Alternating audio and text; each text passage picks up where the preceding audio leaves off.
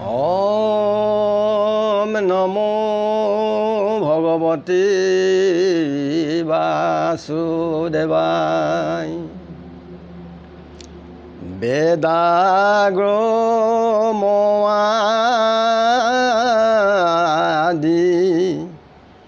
কৰি যত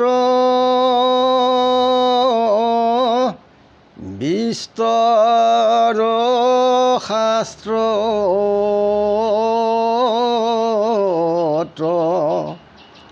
নাহি কাজ বিস্তৰ তীৰ্থ নাহি কি সুপ্ৰয়োজন সংসাৰ তাৰিতে খোজা যেবে আপোন মুখ্য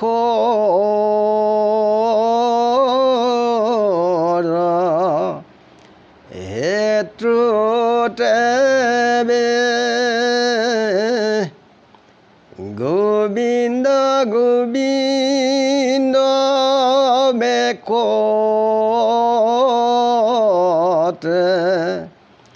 বোলাব চন।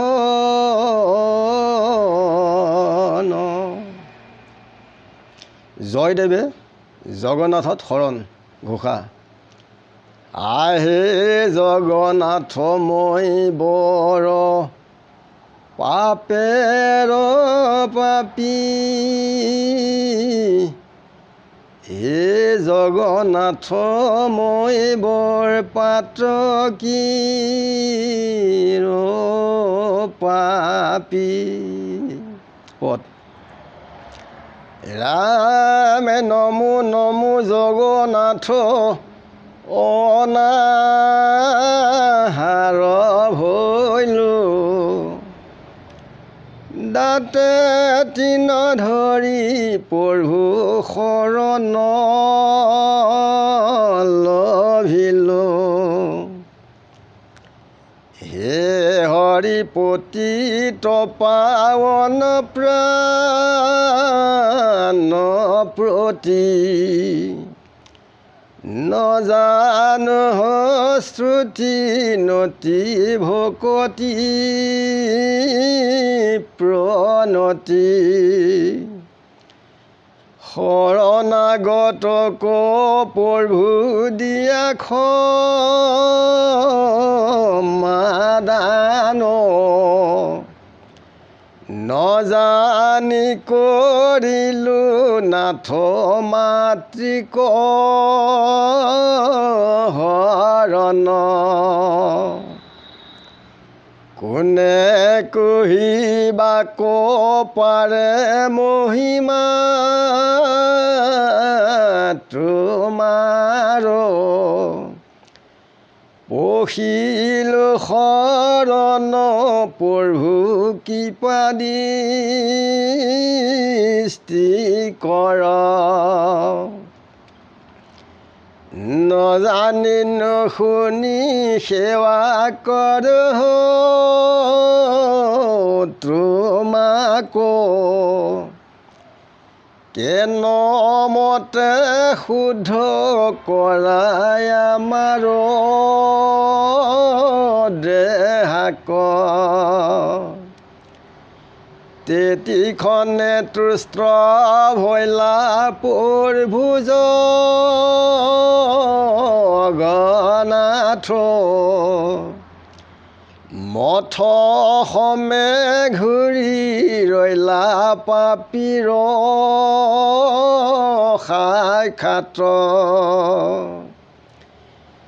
নাথাকিল কোপে হৰি মন ভৈল ভংগ, জয়দেৱ পাতো কিৰ হইল শুদ্ধ অঙ্গ। পূৰ্বৱতে অংগ তাৰ ভৈলন্ত্ৰ সম্পূৰ্ণ জয়দেৱে জগন্নাথ কৈলা দৰ্শন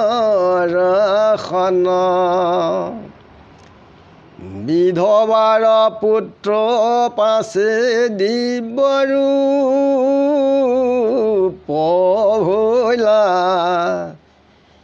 সেই দিনাহন্তে জগন্নাথ ঘূৰি ৰৈলা দেখা কেনে মহৎ নামৰ মাধৱৰ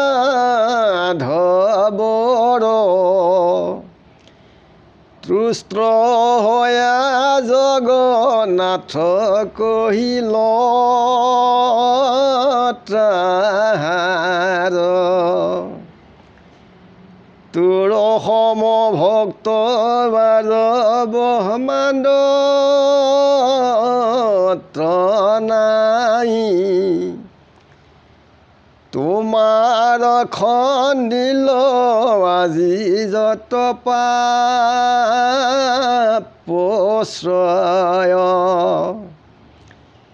পাৰ্বতী বুলন্ত প্ৰভু কহিলা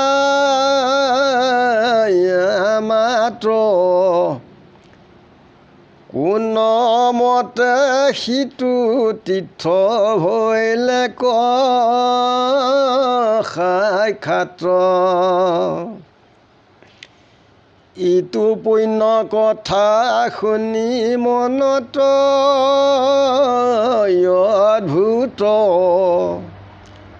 ই সব কথা ক প্ৰভু কহিও প্ৰস্তুত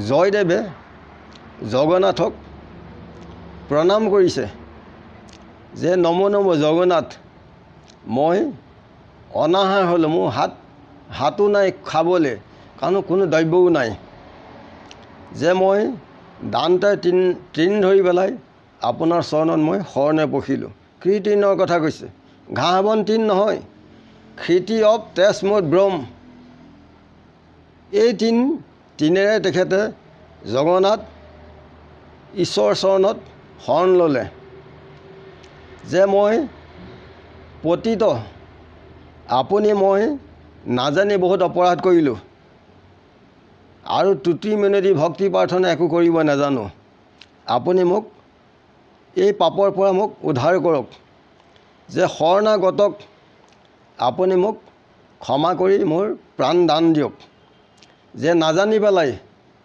চিনি নাপাই মই মাতৃগ্ৰহণ কৰিলোঁ যে আপোনাৰ নামৰ মহিমা এই বিশ্বত কোনেও কৈ অন্ত কৰিব নোৱাৰে যে আপোনাৰ চৰণত মই শৰণে পখিলোঁ আপুনি মোক ক্ষমা কৰক আৰু কৃপা দৃষ্টি কৰি মোৰ প্ৰাণ দান দিয়ক এইবুলি পাৱৰ পৰি জয়দেৱে জগন্নাথক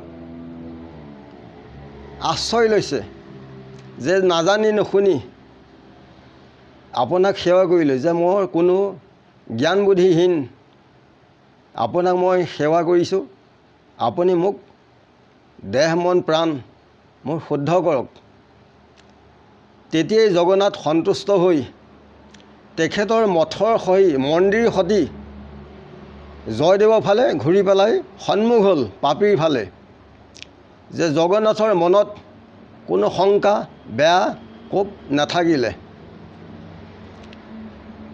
যে জয়দেৱৰ সকলো অংগ শুদ্ধ হ'ল আৰু আগৰ নিচিনাকৈ গোটেই শৰীৰৰ অংগবিলাক পৰিপূৰ্ণ হ'ল তেতিয়া জয়দেৱ জগন্নাথৰ সম্পূৰ্ণ দৰ্শন হৈছে বিধৱাৰ পুত্ৰৰ জয়দেৱৰ তেতিয়া এটা খুব ধুনীয়া দিব্য ৰূপ পাইছে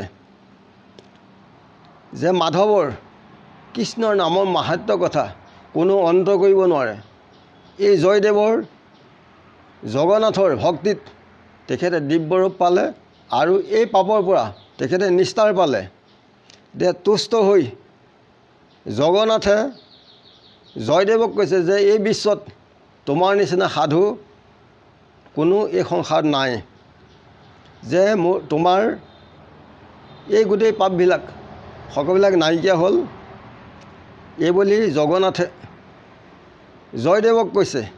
আৰু পাৰ্বতীয়ে শিৱক কৈছে যে এই ক্ষেত্ৰৰ কথা শুনি বৰ আনন্দ পালোঁ, আপুনি এই পুণ্য কথা কৈ মোক সন্তোষ কৰালে।